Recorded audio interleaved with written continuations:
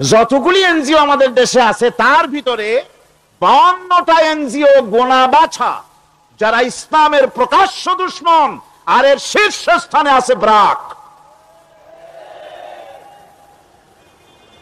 এই এনজিও গুলি তারা আমাদের দেশে এসে সুদি কারবার শুরু করেছে, পরিপূর্ণভাবে সুদের কারবার।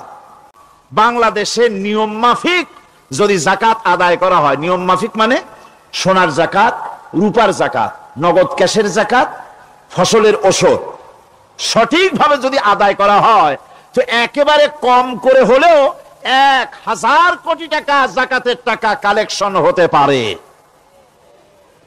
এটা কি কম কথা? 1000 কোটি টাকা, এই টাকা আদায় করা হচ্ছে না।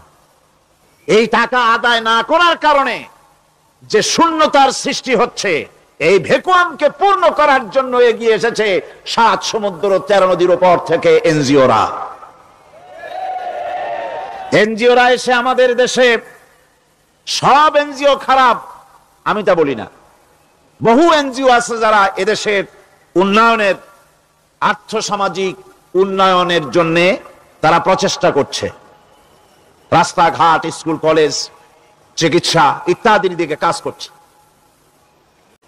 যতগুলি এনজিও আমাদের দেশে আছে তার ভিতরে 52টা এনজিও গোনা বাছা যারা ইসলামের প্রকাশ্য দুশমন, আর এর শীর্ষস্থানে আছে ব্রাক।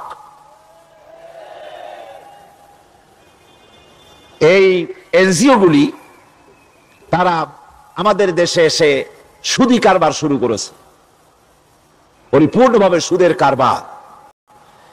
ব্যাংকের থেকে যদি আপনি লোন নেন তাহলে 15 or 17% ইন্টারেস্ট দিতে হবে, আর ওদের কাছ থেকে যে সুদ, যে টাকা নেওয়া হয়, সেই টাকায় গ্রামীণ ব্যাংক থেকে শুরু করে ব্রাক বলেন, কারিতাস বলেন, অক্সফাম বলেন, অ্যাডাপ বলেন, যেগুলি আছে এগুলি সুদ নেয় 30 থেকে 34% পর্যন্ত।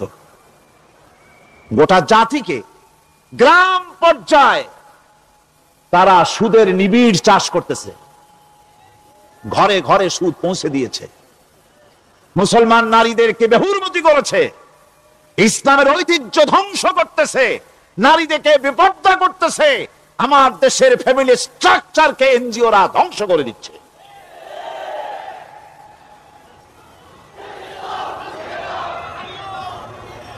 সুতরাং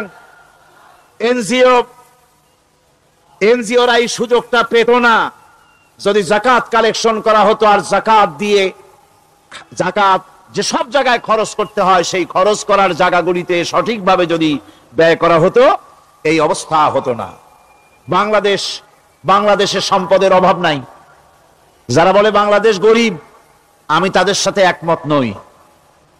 আক্ষরিক অর্থে বাংলাদেশ গরিব নয়, বাংলাদেশে সম্পদ আছে। বাংলাদেশে যে জিনিসটার অভাব সেটা হচ্ছে ইনসাফ ভিত্তিক বন্টনের অভাব। এখানে কেউ তো 1000 বিঘা জমির মালিক, বিঘা বোঝেন না কি কন আপনারা? কানি। কেউ তো 1000 কানির মালিক, আর কারো তো রান্নাঘর উঠাবার জায়গা নাই। কথাটা ঠিক কিনা? কেউ তো শত শত কোটি টাকা, কত কোটি টাকা যে আছে তা হিসাব করে মাসখানেক লাগবে, গুনিয়া খুলে দিতে পারবে না। আর কারো তো একটা ট্যাবলেট কেনার পয়সা নাই। সুতরাং আমার দেশে যেভাবে গরিব বলা হয়, আক্ষরিক অর্থে ওইভাবে আমার দেশ গরিব নয়। আমাদের দেশে সম্পদ আছে, বহুত জমি অনাবাদি ফেলে রাখা হয়েছে। রাসূল করিম সাল্লাল্লাহু আলাইহি ওয়াসাল্লাম বলেছেন, সেই ব্যক্তির জমিন রাখার অধিকার নাই যে ব্যক্তি তা চাষের আওতায় না আনে। আছে না বহুত জমি পড়িয়া? আবাদযোগ্য জমি আমাদের দেশে আছে যা, তার 2,40,00,000 একর।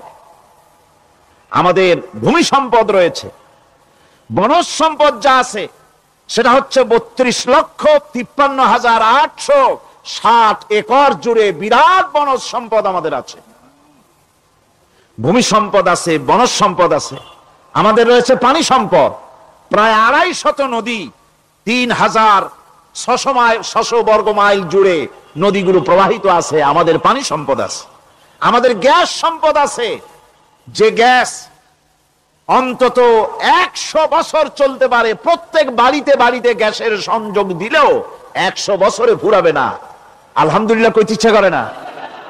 জোরে কোন আলহামদুলিল্লাহ। আমাদের গ্যাস সম্পদ রয়েছে, আমাদের মৎস্য সম্পদ আছে, পশু সম্পদ আছে, কৃষি সম্পদ আছে, আরো রয়েছে বিপুল জনশক্তি। জনশক্তি কাজ সবচাইতে বার্ডেন মনে করা হয়। জনশক্তিকে বলা হয় বাংলাদেশের সবচাইতে বড় সমস্যা, জনশক্তি সমস্যা। এটা হচ্ছে যে সরকার আসে তারই ভূতে পায়, যে যায় লঙ্কা সে আর মানুষ আলে ফেরে না, মানুষগুলি তার জন্য জ্বালা। অথচ এই মানব শক্তি হচ্ছে শ্রেষ্ঠ শক্তি। ইউনিভার্সিটি জনমের মতো না বাড়াইয়া, এখন তো ইউনিভার্সিটি দাবি করতেছে সকলে, গ্রামে গঞ্জে থানায় রান্নাঘরে সব জায়গায় কয় আমাদের ইউনিভার্সিটি দাও। আর ইউনিভার্সিটির ফজিলত কি তা তো আমরা দেখতেইছি। এর থেকে বেশি করে পলিটেকনিক ইনস্টিটিউট, ভোকেশনাল ইনস্টিটিউট ইত্যাদি যদি বানানো হতো, ভিক্ষার হাতকে কর্মীর হাতে যদি পরিণত করা যেত, মানুষগুলিকে যদি কর্মক্ষম করা যেত, তাদেরকে যদি মডার্ন টেকনোলজি যদি শিক্ষা দেওয়া যেত, তাহলে এই মানব শক্তি রপ্তানি করে বা পৃথিবীর বিভিন্ন দেশ থেকে মূল্যবান বৈদেশিক মুদ্রা অর্জন করা যায়। সেটা না করে মানুষ হইছে জ্বালা, জনমের মতো এদেরকে মারো। এটা হচ্ছে ট্রেনের থার্ড ক্লাস প্যাসেঞ্জার্স মেন্টালিটি। সেটা কিরকম? সেটা হচ্ছে ট্রেনে যখন মানুষ চলে তৃতীয় শ্রেণীতে, একবার উঠে বসলে সে অন্যের জন্য জায়গা ছাড়ে না। জায়গা খালি আছে, আর একজন এসে বললে ভাই আমার একটু বসতে দাও, কয় না ভাই এখানে লোক আছে। আসলে কিন্তু লোক নাই। আপনি যদি বলেন যে সেই লোক আসলে আমি জায়গা ছেড়ে দেবো, ততক্ষণ তো বসি। আপনি বসলেন, এরপরে আপনি তো বুঝছেন যে লোকটা ফাঁকি দিছে, ওই চিন্তা আপনার মধ্যেও ঢুকবে, আর একজন আসবে বসার জায়গা আছে, আপনি বলবেন না এখানে জায়গা নাই। ট্রেনের থার্ড ক্লাস প্যাসেঞ্জারদের যে মন মানসিকতা, বর্তমান মুসলিম দেশগুলির সরকার প্রধানেরা ঠিক ট্রেনের থার্ড ক্লাস প্যাসেঞ্জারদের চাইতো থার্ড ক্লাস। মানব শক্তিকে কাজে লাগাবার চিন্তা না করে উল্টা চিন্তা তারা করছেন। এত সম্পদ থাকা সত্ত্বেও বাংলাদেশ আজ যে অভাব সৃষ্টি হয়েছে তা কৃত্রিম, এবং তা সৃষ্টি হয়েছে এটা এর একমাত্র দায়ী এর জন্য রাজনৈতিক ষড়যন্ত্র। রাজনৈতিক ষড়যন্ত্রের কারণেই এই অভাব সৃষ্টি হয়েছে। গোড়া থেকেই আমাদের এই দেশটি ষড়যন্ত্রের শিকার। প্রথমে ব্রিটিশ বেনিয়ারা 200 বছর পর্যন্ত গোলামীর জিনজির পরিয়ে দিয়েছে। 200 বছর গোলামীর পর দ্বিজাতি তত্ত্ব এবং মুসলিম সংখ্যাগরিষ্ঠতার ভিত্তিতে 47-এর আজাদি, তারপর পশ্চিমাদের শোষণ বঞ্চনা থেকে মুক্তি লাভের জন্য 71-এর আজাদি, এরপরে দেশের 90% হচ্ছে মুসলমান। 90% কারা? চিল্লায় বলেন না কারা? পৃথিবীর এই দ্বিতীয় বৃহত্তম মুসলিম জনগোষ্ঠীকে খ্রিস্টান আর ইহুদিরা তারা চেয়েছে জনগণকে খ্রিস্টান বানাতে। আমাদের দেশের জনগণকে তারা চায় খ্রিস্টান বানাতে। যারা কমিউনিস্ট তারা চায় আমাদেরকে নাস্তিক বানাতে।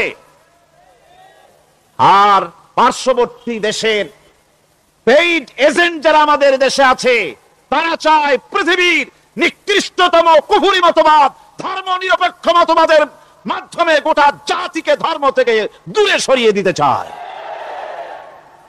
সুতরাং এই ষড়যন্ত্রের শিকার হয়ে আছে বাংলাদেশ।